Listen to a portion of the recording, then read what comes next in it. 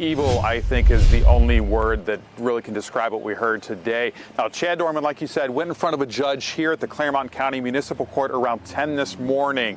Now, prosecutors say that this is the worst crime that they have ever seen, and they push to make sure that Doerman will not be able to get out of jail anytime soon. So they requested a $20 million bond, which the judge did grant. Now, that $20 million bond, the prosecutors say, is the most that they know of in Clermont County history. I do want to let you listen to what the prosecutor had to say in court, but again, we do want to warn you that what you are about to listen to is very hard to hear and contains some truly horrific descriptions about what happened. The trauma that this man has inflicted on his family, the community, law enforcement, first responders, and all of the rest of us who have any idea what's going on here is unspeakable. There's been a full admission in this case, Judge. The case is still new. We're still discovering facts, but the evil horror of what we know is impossible to process. In an act of just incomprehensible cruelty, the father that stands before you lined up his 3 young boys, and he executed them in his own home with a rifle. They were ages 3, 4, and 7, Judge. In an act of desperation to save her children, the mother at some point grabbed the gun that father was wielding to attempt to protect them. We know that one of the boys was able to flee into a field near the home. And again, we know from his admission, father hunted that boy down, drug him back to the property, and executed him in front of witnesses. The mother was shot through the hand in her attempt to protect her children. Judge, I asked the court in setting this bond to just begin to imagine their fear.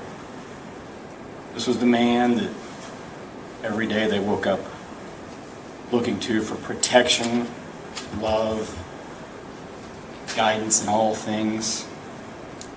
The man they trust more than any other person on earth.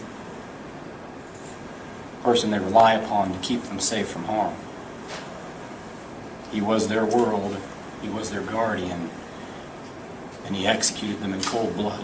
We know that from his admission.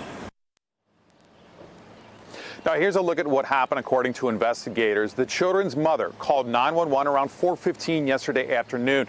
She told dispatchers that, quote, her babies had been shot.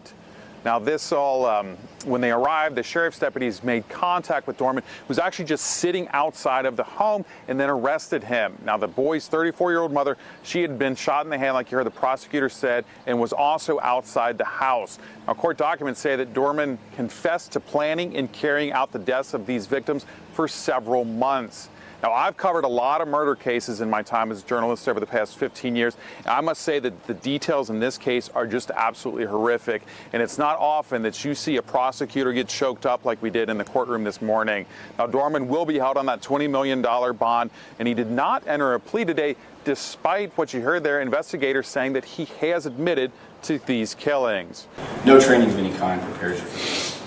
It's easy to forget that these are men and women with families, children, feelings, emotions. They're not some automaton performing a delegated function. They're people. They were required to give CPR to gunshot children, 3, 4, and 7-year-old children. They held these boys in their arms, knowing there was nothing they could do to save them. How long do those scars last? Parents in the community reacted to the news of the shooting last night as well. I have 9, 7, 3, and a newborn. There is nothing my kids have ever done or could ever do that would make me want to take their life. Do they make me mad? On a daily basis. That's every parent on the planet. If you don't have a kid, you'll understand one day. Kids drive you nuts. They push your buttons. But there's nothing they could ever do to make me want to shoot them. Nothing. I just seen the kids out playing yesterday, like the little boy was riding his go-kart like he does all the time. They were good kids. He was just a very angry man. Like, he just was always yelling at his wife and his kids, and you just really don't pay no attention to stuff like that, and then this happens. They just should not be cut down like that. They should not. No father should ever even think about doing that to their children.